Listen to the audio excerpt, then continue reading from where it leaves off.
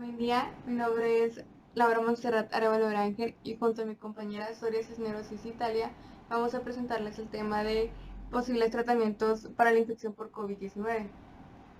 A principios de mayo del 2020 se arrojaron unas guías en donde se llegó a la conclusión que no hay datos suficientes para poder estar en contra o a favor de algún antiviral o inmunomodulador para pacientes con COVID-19 grave.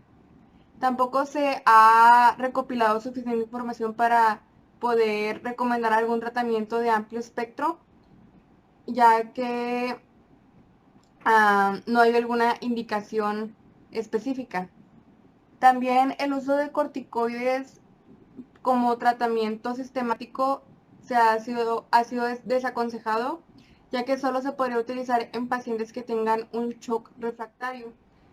De lo contrario, podría tener algún efecto secundario. Y en la comunidad científica se han estado haciendo grandes esfuerzos para poder encontrar algún tratamiento posible o algún tratamiento pues eficaz. Y los ensayos clínicos han arrojado más de 650 estudios y de esos son 424 ensayos clínicos. Las medidas generales son tanto para el personal sanitario como para los pacientes.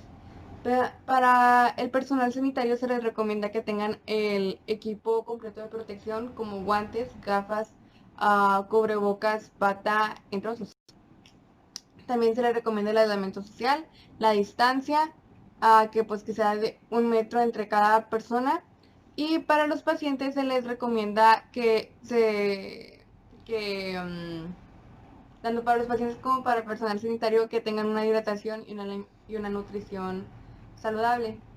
Y para los pacientes también que tengan siempre una estabilidad hemodinámica, también una buena oxigenación y pues también estar alertas de que no vaya a haber alguna infección secundaria. Existe una gran controversia en cuanto a los corticoides, ya que estos,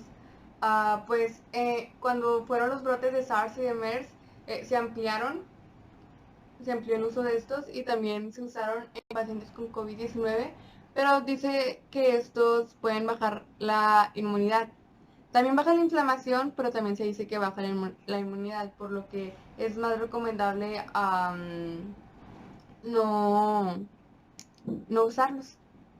De acuerdo a los estudios de Russell y colegas, ellos sugieren que no se utilicen los corticoides, ya que estos pueden dar un aumento de mortalidad y de tasas de infección secundaria. De acuerdo a los médicos del equipo de primera línea de China, Shank et al. Tienen una gran perspectiva diferente, ya que estos no consideran que se debería de abandonar el uso clínico de los corticoides, ya que los pulsos elevados por corticoides a dosis elevadas pueden ser beneficiosos a pesar de que aumentan la viremia y retrasan el aclaramiento del virus en los pacientes. Expertos también aconsejan que el uso de corticoides es bueno cuando predomina la inflamación, porque la inflamación es lo que termina condicionando al paciente y pues es lo que se debe de evitar. En un estudio con 201 pacientes en China con el síndrome de distrés respiratorio agudo, se dice que reducieron la mortalidad de los pacientes, pero que también se deben de tener unos principios básicos al utilizar los corticoides, como que son los beneficios y los daños se deben sopesar cuidadosamente antes de utilizar los corticoides, es decir, que tener en cuenta cómo podría reaccionar el paciente debido a su historial clínico. Los corticoides también se deben utilizar con prudencia en cuanto a pacientes críticos que tengan neumonía por COVID-19 y los pacientes con hipoxemia debido a enfermedades subyacentes que tengan el uso de corticoides como regularmente para enfermedades crónicas. Debe de ser cauteloso, ya que pues puede dar un resultado inverso.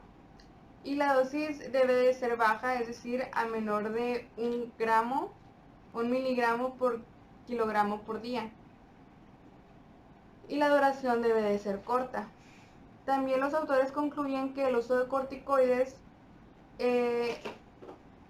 se oponen al uso liberal de corticoides. Dice que este debe ser manejado y en control para no tener algún resultado negativo.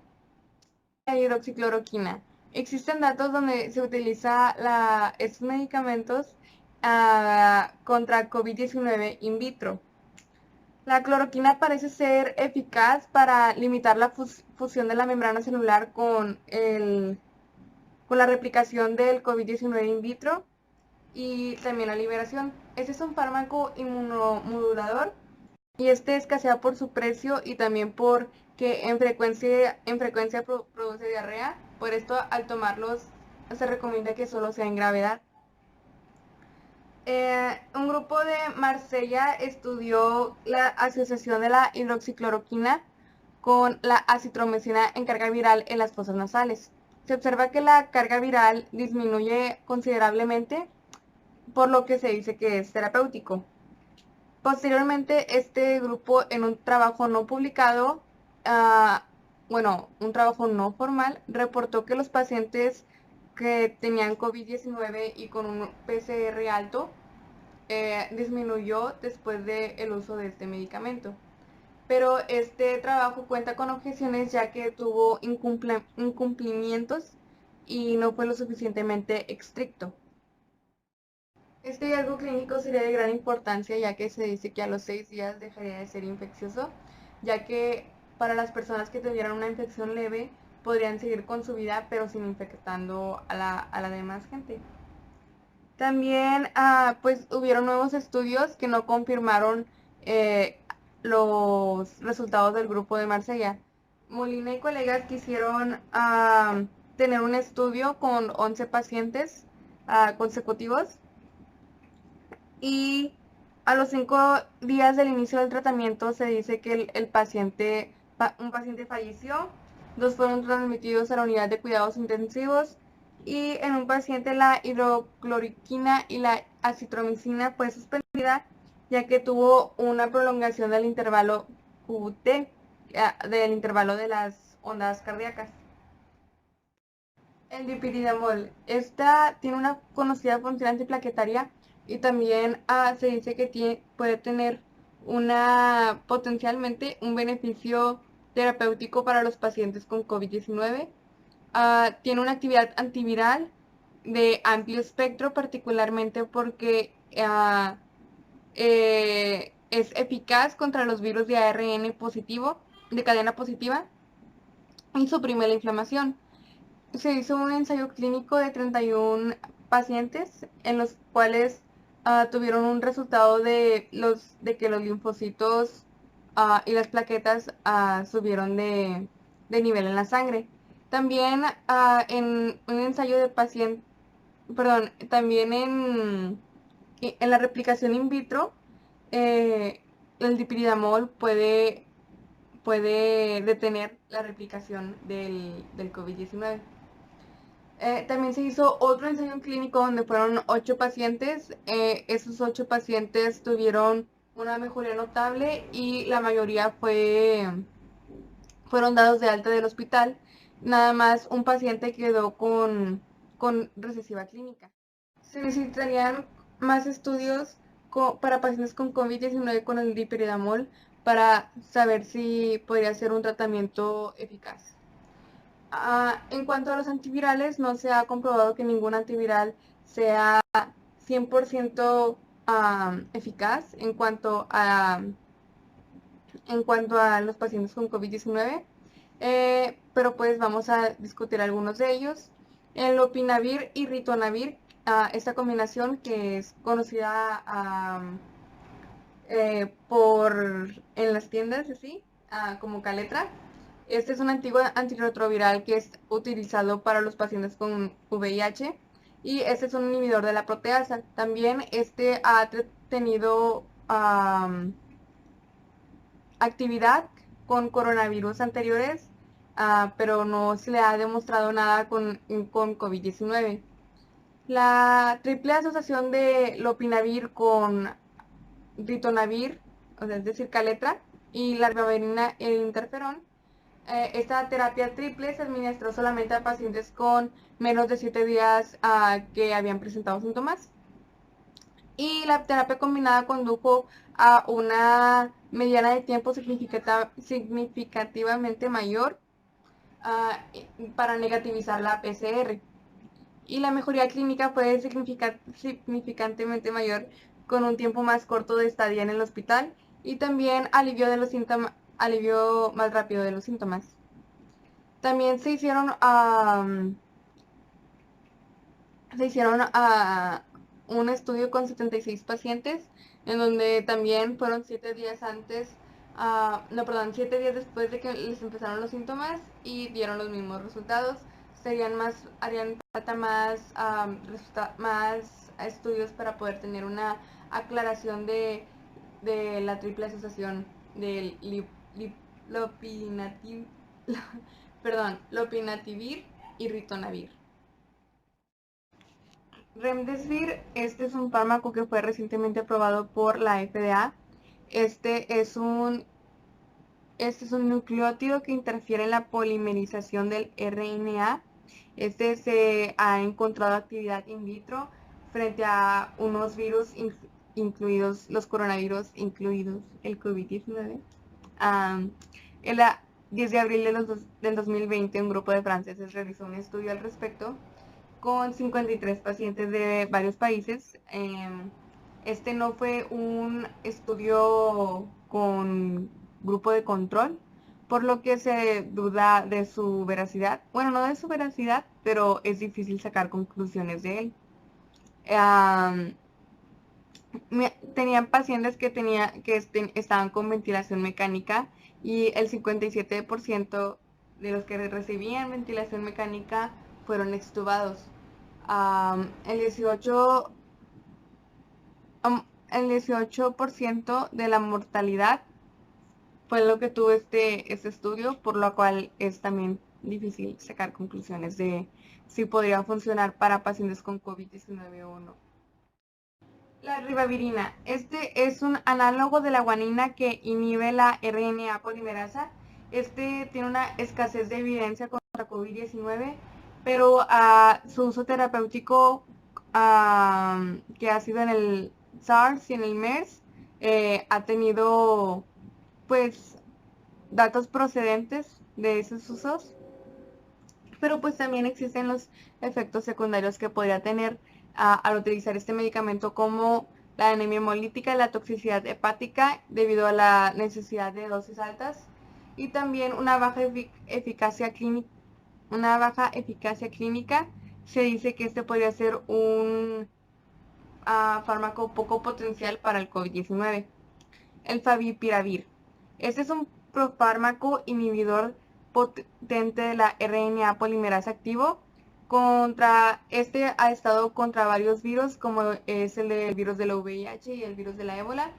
Este está comercializado en Japón para su uso en pacientes con infección por virus de la influenza. Y debido a su inhibición potente de la polimerasa, se le asume ciertas actividad sobre otros virus de ARNA y ha demostrado actividad antiviral in vitro contra el COVID-19. En un ensayo clínico para COVID-19 con favipiravir con umipenovir, no se demostró una mejoría clínica superior a los 7 días. Por falta de evidencia, podría tratarse de un tratamiento prometedor para COVID-19. En Rusia se ha recomendado una versión modificada del favipiravir o Avigan o Avifavir. La Federación de Drogas de Rusia presentó estudios donde la droga fue exitosa y dejó a pacientes saludables en 4 días. También este medicamento no presentó efectos secundarios y también este va a funcionar con la reproducción del RNA del virus de la influenza. Y se modificó el medicamento para poder incrementar la potencia contra el SARS-CoV-2. Y también Rusia está dispuesta a pasar la receta a los distintos países. Umifinovir. Este también es conocido por su nombre Arbidol. Este está probado en Rusia y en China como tratamiento para el virus de la influenza. Este también actúa a nivel de la envoltura viral, inhibiendo los procesos de función interaccionando con proteínas de transmembrana. En este caso, la proteína S impediría la unión de la proteína S con el receptor, que es la proteína SA2, y este impediría la entrada celular del virus. Y la experiencia clínica con COVID-19 es reducida, ya que no han habido estudios suficientes para probar que es un tratamiento eficaz. Y pues se demostró que en un estudio con 69 pacientes infectados por COVID-19 se redujo la mortalidad y un aumento de la tasa hospitalaria. Covistat y darunavir. Este es un fármaco comercializado en España por el nombre de Resolza. El darunavir tiene una actividad catalítica en la proteasa y el Covistat mejora su perfil farmacocinético al inhibir una familia de citocromo. De momento no se ha comprobado una actividad fuera del ensayo clínico del COVID-19, simplemente in vitro, y sí se demostró una actividad, pero no se considera su uso fuera de un ensayo clínico. Inmunomoduladores de la inhibición directa de interleucina 6, el tocilizumab. Las citoquinas del factor de crecimiento de los granulocitos y los monocitos, la interleucina 6, son citoquinas claves que conducen tormentas de inflamación y también difusión de oxigenación deteriorada, y eventualmente a veces pueden conducir a una fibrosis pulmonar y un fallo orgánico. Entre estos se van a encontrar el COVID-19, el SARS, el MERS. Por eso, Su y colegas, ellos sugieren que la interferencia de interleucina 6 podría ser clave para tratar el COVID-19 grave y crítico. En su trabajo, Su y colegas trataron a 21 pacientes que tenían infección por COVID-19 severa con tocilizumab, y los resultados fueron positivos, ya que en pocos días los pacientes dejaron de tener fiebre y los demás síntomas mejoraron notablemente. Hubo pacientes que habían reducido su consumo de oxígeno y un paciente que no necesitó el oxígeno. Las tomografías computarizadas mostraron que la opacidad de la lesión pulmonar se había absorbido y los pacientes, los porcentajes de linfocitos en sangre periférica había había disminuido antes del tratamiento. Y los pacientes con proteína C reactiva anormalmente elevada disminuyó significativamente un 84.2% de los pacientes. Es por ello que se dice que podría ser un tratamiento, una opción terapéutica segura, y se observó que los parámetros de laboratorio y respiratorios se necesitan pues más estudios para poder tener una base sólida sobre este medicamento. La Agencia Española de Medicamentos y Productos Sanitarios está en contacto con el titular de tocilizumab e iniciará un ensayo clínico en los próximos días para trabajar con compañías para tener una base para conseguir unidades adicionales. Se dice que también se necesitan algunos requisitos para el uso de tocilizumab en pacientes con COVID-19, como es la neumonía intersticial con insuficiencia respiratoria grave. También se necesitaría un empeoramiento rápido respiratorio, donde necesitarían ventilación y no invasiva o invasiva, y una presencia del fallo orgánico extrapulmonar. Con estos criterios es como se podría empezar a utilizar el tocilizumab como como un fármaco terapéutico. Sarilumab.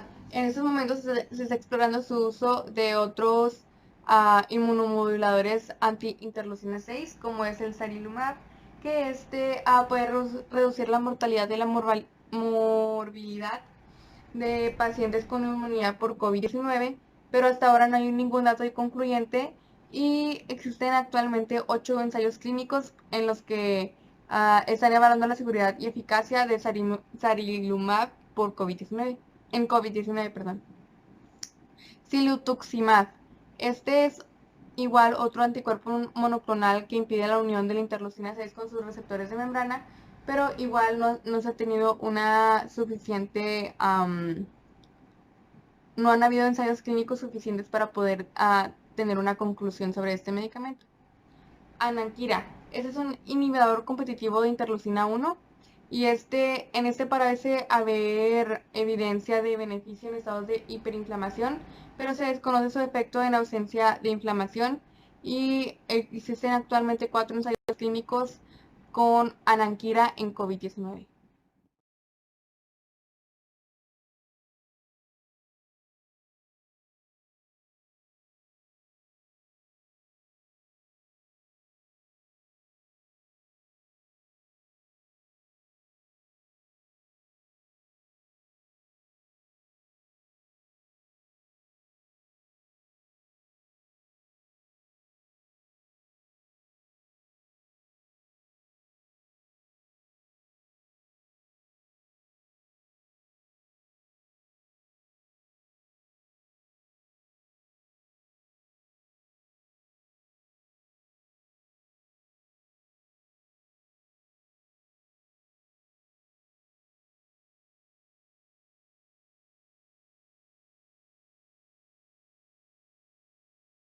En cuanto a los inhibidores de factores del complemento, como hemos explicado en la afectación pulmonar, que se evidenciaron lesiones de microangiopatía trombótica en autopsias que fueron realizadas en Oklahoma. Estas se detectaron en los pulmones, aunque no hay constancia en otros lugares como por ejemplo el riñón. El doctor Marcos López Hoyos informó que hasta el momento no han detectado claramente alguna activación del complemento. Sin embargo, una activación excesiva de este sistema del complemento, además de que va a participar en la eliminación del virus, puede ser perjudicial para el individuo por la liberación de fragmentos como C5A o C5b9, que estos van a poder dañar a los órganos y tejidos.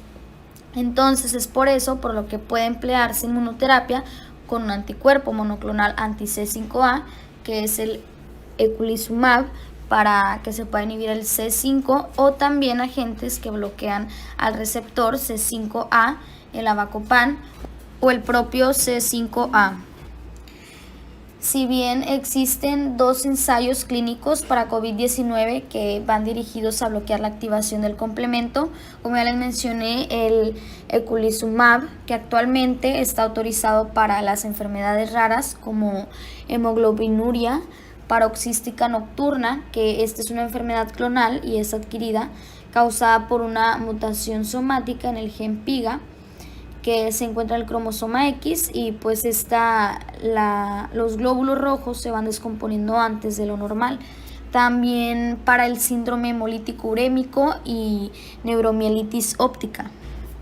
Y el IFX1 anticomplement, el anticuerpo monoclonal anti-C5A, que se dirige frente a un componente soluble del complemento C5A, que este es un anticuerpo monoclonal inmunoglobulina G4 kappa, que es una medida estadística, se va a unir y va a bloquear la acción del C5A. Hablando de la ciclosporina, que no está incluido en el grupo habitual de fármacos con el que se intenta tratar el COVID-19. En trabajos con otros coronavirus se especula que la proteína NSP1, que comparten el síndrome respiratorio agudo grave y COVID-19, actúan a través de la vía de las ciclofilinas, que este es un tipo de inmunofilinas, produciendo la activación de la cascada de la vía calcineurina y dando lugar a la liberación de interleucina 2, a que además puede jugar un papel importante en la replicación viral. Pues bien, la ciclosporina A actúa inhibiendo la vía de calcineurina, de la que entre otras va a depender la proliferación de linfocitos T, y por tanto pues va a producir una inmunosupresión dependiente de esta estirpe linfocitaria. Entonces, al inhibir esta vía mediante la ciclosporina A, pues se puede producir una inhibición directa de la proliferación viral, que esta solamente está demostrada en los estudios in vitro y no en todos, así como la inhibición de la liberación de interleucina 2. Como hemos visto en las etapas de la infección COVID-19 hay dos bien definidas, la etapa viral y la etapa inflamatoria. En esta última puede producirse la que ya hemos mencionado, tormenta de citoquinas o de citocinas. Esta es una reacción inmunitaria defensiva potencialmente mortal que va a consistir en una retroalimentación positiva entre las citocinas y las células inmunitarias con un elevado número de aquellas, o sea, de las citocinas, que esta ha sido responsable en muchos pacientes de mala evolución hacia el síndrome de dificultad respiratoria aguda o a un fallo multiorgánico. La ciclosporina A ha sido ampliamente empleada en el tratamiento de este síndrome de liberación de citoquinas, así como en su máximo exponente el síndrome hemofagocítico o síndrome de linfohistiocytosis hemafagocitaria secundario a un cuadro viral. Además de que la ciclosporina A también se ha empleado de manera exitosa para el SHLH asociado a una infección viral en virus tales como el VIH, el citomegalovirus o el virus de Epstein-Barr. Y pues por tanto se podría interpretar que en el caso del COVID-19, al igual que en el SARS, la ciclosporina A tendría un efecto beneficioso al momento de inhibir el daño tisular mediado por esta hiperactivación inmunitaria. Además, por el momento no hay evidencia sólida que respalde el uso de ciclosporina A en COVID-19, aunque sí hay grupos que la están empleando en su práctica clínica como tratamiento, puesto que en la Fundación Jiménez Díaz y en otros hospitales se está usando la ciclosporina A en pacientes con COVID-19 que están ingresando por infección respiratoria, ya sea moderada o grave. Hay estudios recientes que observan que los trastornos en órganos en la coagulación, aumento de lactato deshidrogenasa y dímero D, que es uno de los compuestos proteicos que se produce en el momento en que un coágulo de sangre se disuelve en el organismo, que suele ser indetectable a menos de que el organismo esté pasando por un proceso de formación y disolución de coágulos. En tal caso, pues los niveles de dímero D de sangre pueden aumentar. Estos son factores cruciales en el avance del síndrome de distrés respiratorios hacia la muerte, ya que la afección caracterizada por una acumulación de líquidos que va a haber en los sacos de aire de los pulmones, que no va a permitir que el oxígeno llegue a los órganos.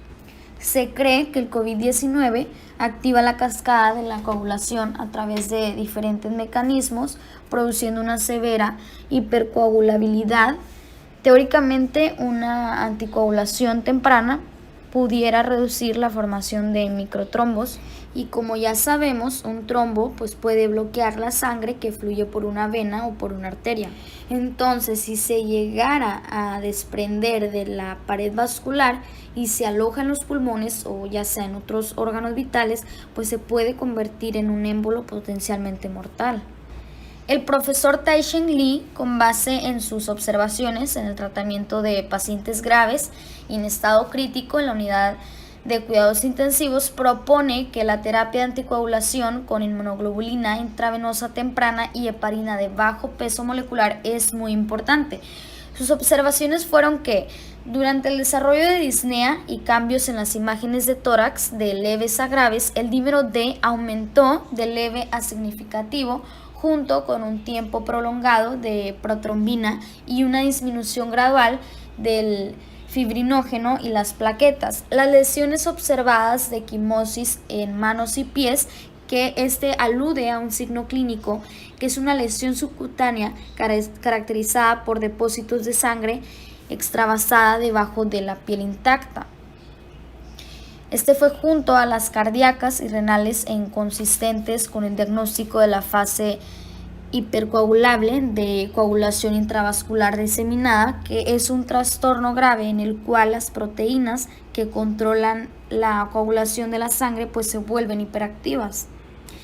La experiencia del complejo hospitalario Mount Sinai, en un estudio que realizaron sobre 2.773 pacientes con COVID-19, concluyeron que los pacientes que recibieron una dosis sistémica terapéutica de anticoagulantes por vía oral, subcutánea o intravenosa, que fueron 786, presentaron una mejor supervivencia hospitalaria que los que no la recibieron.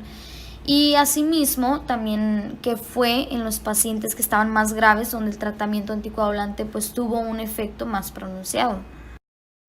En cuanto a otros tratamientos, es la infusión de plasma de convalecientes. Se han realizado en múltiples ocasiones ya estudios sobre el tratamiento con plasma de pacientes convalecientes que obtuvieron muy buenos resultados. Una posible explicación de la eficacia de la terapia es que los anticuerpos del plasma convaleciente pues podrían suprimir la viremia, o sea, en la presencia del virus en la sangre, puesto que no hay un tratamiento específico contra el COVID-19 y que ya hay evidencia que muestra que el plasma convaleciente de pacientes que se han recuperado de infecciones virales pueden usarse como un tratamiento eficaz sin la aparición de efectos adversos graves. Podría valer la pena probar la seguridad y la eficacia de la transfusión de plasma de pacientes infectados convalecientes con COVID-19. Los exámenes radiológicos mostraron diversos grados de absorción de las lesiones pulmonares dentro de los 7 días. La carga viral fue indetectable después de la transfusión en 7 pacientes que tenían la viremia previa. No se observaron efectos adversos graves. En este estudio se mostró que la terapia de PC estaba bien tolerada y podría mejorar los resultados clínicos mediante la neutralización de la viremia en casos graves de COVID-19. La dosis óptima y el momento, así como el beneficio clínico de la terapia de PC, necesitan más investigaciones en ensayos pues bien controlados con más pacientes. Otro pequeño estudio incluye 5 pacientes graves en la unidad de cuidados intensivos que recibieron todos los tratamientos habituales, incluidos corticoides. Después de la transfusión de plasma de convalecientes, la temperatura corporal se normalizó en 3 días en 4 de 5 pacientes. La puntuación de sistema de medición diaria de fallo orgánico múltiple de 6 disfunciones orgánicas disminuyó, y PaO2 y FiO2 aumentó en 12 días. Las cargas virales también disminuyeron y se volvieron negativas dentro de los 12 días posteriores a la transfusión, y los títulos de anticuerpo neutralizante aumentaron después de la transfusión. El CEDRA se resolvió en 4 pacientes a los 12 días después de la transfusión.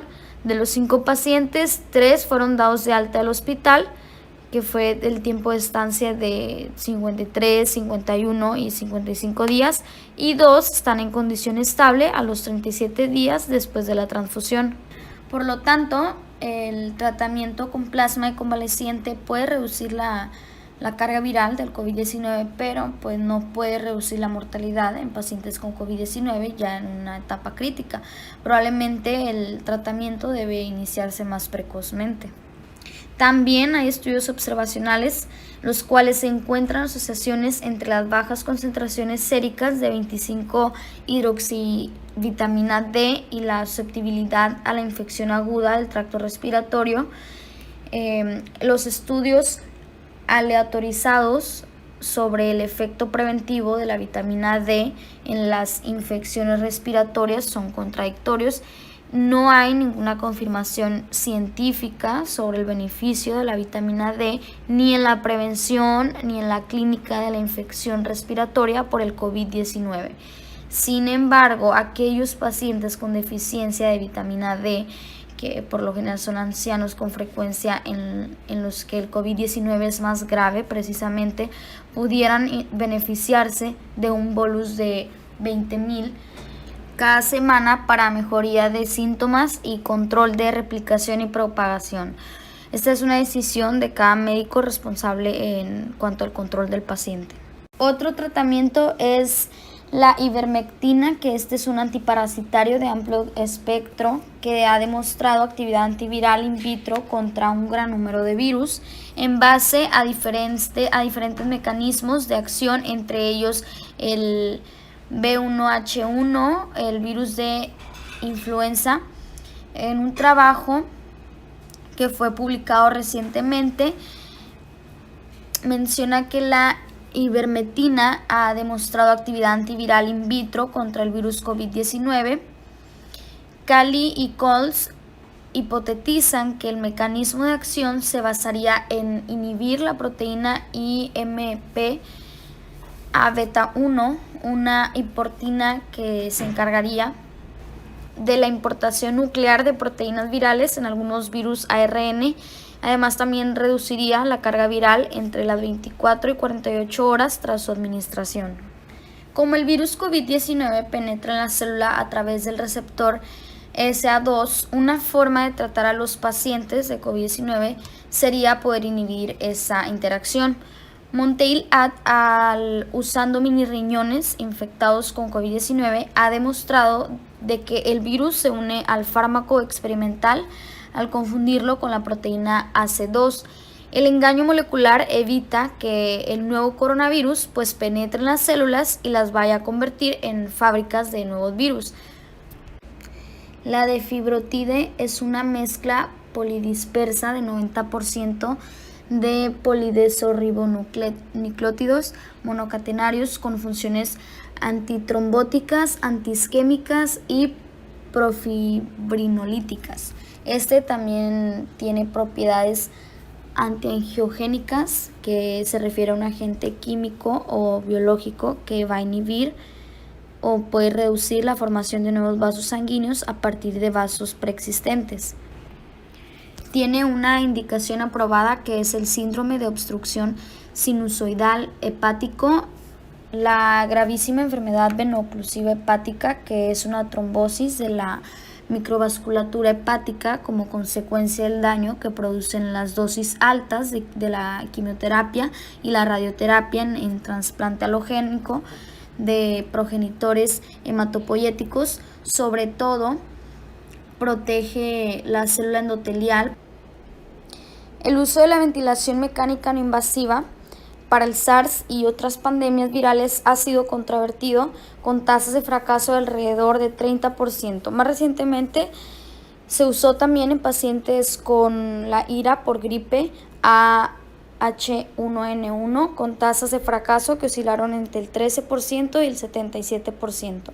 Algunos datos positivos de la mayoría de estos estudios observacionales han sugerido que se puede plantear su uso en pacientes cuidadosamente seleccionados en centros que tengan experiencia en un ambiente protegido, que sea idealmente habitaciones con presión negativa, así como en otro tipo de enfermos que no cumplieran criterios claros para ventilación invasiva o que manifiesten su rechazo a la misma. Así, la elección terapéutica también dependerá de las patologías de base del paciente, principalmente respiratorias, de la ubicación del enfermo, habitación con presión negativa, habitación individual cerrada con recambio del aire y de la posibilidad de eventual necesidad de procedimientos generadores de aerosoles. Algunos escenarios clínicos posibles es pacientes sin patología previa, la insuficiencia respiratoria aguda de novo con insuficiencia respiratoria hipoxémica y por tanto susceptibles de escalar el tratamiento hasta la ECMO. La tasa de fracasos del soporte respiratorio no invasivo en este escenario clínico, principalmente en la ventilación mecánica no invasiva, es extremadamente alta, que además existe evidencia de mayor mortalidad si se produce retraso en el inicio de la ventilación mecánica invasiva. Por lo tanto, no se recomienda la utilización en estos pacientes, solo se podría plantear en pacientes que sean muy seleccionados y siempre y cuando cumplan los siguientes criterios. Otro escenario clínico son los pacientes con fracaso hipoxémico. El orden de no intubación endotraqueal y techo terapéutico en la ventilación mecánica no invasiva. En estos pacientes estaría indicado el inicio del CRNI siempre y cuando estén aseguradas las medidas preventivas, y además es fundamental establecer con el paciente y la familia los objetivos de tratamiento, delimitando el techo terapéutico. En general, se recomienda iniciar el tratamiento con TAFSN antes que con la ventilación mecánica no invasiva. Para la utilización de recomendamos seguir las siguientes consideraciones. Por último, los pacientes con exacerbación grave de la enfermedad pulmonar obstructiva crónica, el fallo respiratorio hipercápnico agudo o agudizado, es recomendado realizar una prueba terapéutica con SRNI, especialmente con la ventilación mecánica no invasiva. Puede ser útil en estos pacientes en el caso de que no tenga tolerancia a la ventilación mecánica no invasiva o para los descansos de la misma. Hay que tener en cuenta también algunos aspectos logísticos en este tipo de tratamientos, y cabe mencionar que el personal que utilice debería tener una mínima formación en los dispositivos a emplear y adecuar su manejo a las diversas situaciones clínicas. También es muy importante evitar el riesgo de contagio del personal sanitario mediante elementos de filtro en las válvulas de las líneas de salida del aire expirado, así como de los adecuados medios de protección de dicho personal. El paciente COVID-19 en unidad de cuidados intensivos.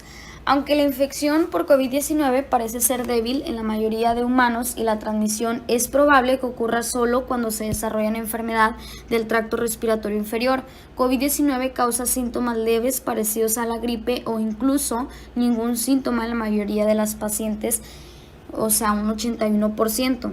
No obstante, el brote actual todavía requiere cuidados intensivos para el 5% de la población infectada. Entre esos pacientes críticamente enfermos, la tasa de mortalidad es del 49%. De los pacientes graves, un 50% representa un síndrome multiorgánico, debido en parte a la acción citopática del virus, pero fundamentalmente a sepsis y liberación en cascada de citoquinas, que mientras la función pulmonar se deteriora, inducen el fracaso renal agudo y alteraciones cardíacas y hepáticas.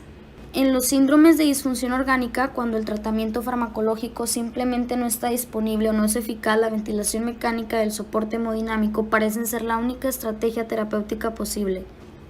El posicionamiento prono se considera hoy en día como una de las estrategias más efectivas para pacientes con síndrome de dificultad respiratoria aguda grave.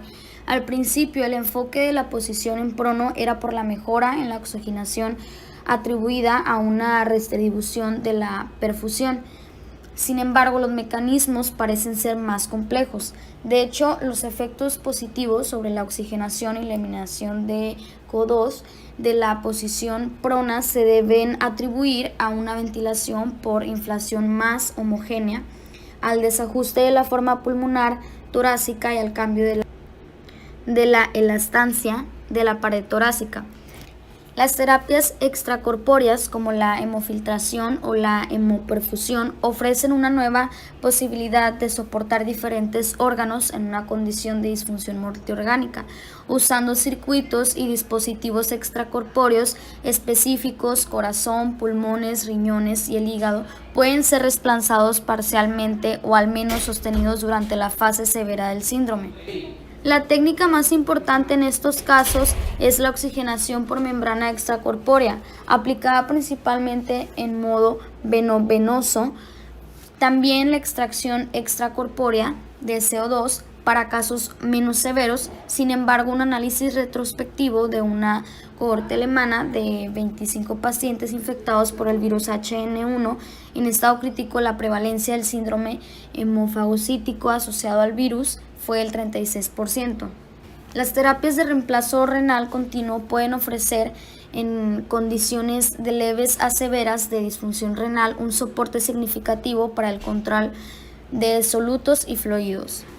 Algunos datos clínicos de pacientes admitidos en unidad de cuidados intensivos es que los pacientes críticos con COVID-19 son mayores y tienen más comorbilidades, incluyendo la hipertensión y diabetes, que los pacientes no críticos. El tiempo medio desde el inicio de los síntomas hasta el desarrollo de neumonía es de aproximadamente 5 días.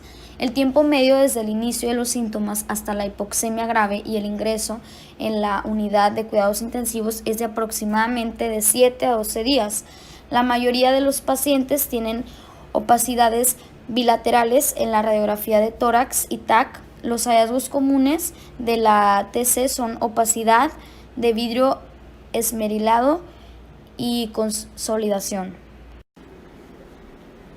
En pacientes de edad avanzada puede haber hipoxemia sin dificultad respiratoria y en un estudio también se observó que la arritmia en el 44% de los pacientes de la unidad de cuidados intensivos, como también la ventilación mecánica no invasiva y cánula nasal de alto flujo deben reservarse para pacientes con CDRA leve hasta que se disponga de más datos. La tendencia del COVID-19 a afectar las áreas periféricas y dorsales de los pulmones proporciona las condiciones ideales para una respuesta de oxigenación positiva a la posición en prono. La mortalidad está asociada con edad avanzada, comorbilidades que está incluyendo la hipertensión, la diabetes, las enfermedades cardiovasculares, enfermedad pulmonar crónica y cáncer, la puntuación de severidad de enfermedad más altos e insuficiencia respiratoria más grave. También a concentraciones más altas de dímero D y proteína C reactiva, recuentos de linfocitos más bajos e infecciones secundarios. Aunque los pacientes mayores de 60 años representan más del 80% de las muertes, los pacientes más jóvenes no se salvan. El tiempo medio desde el inicio de los síntomas hasta la muerte es de 2 a 8 semanas, mientras que el tiempo medio desde el inicio de los síntomas para la recuperación clínica es de 6 a 8 semanas. Por último, podemos decir que la predicción de la trayectoria de la enfermedad desde el inicio de los síntomas es difícil.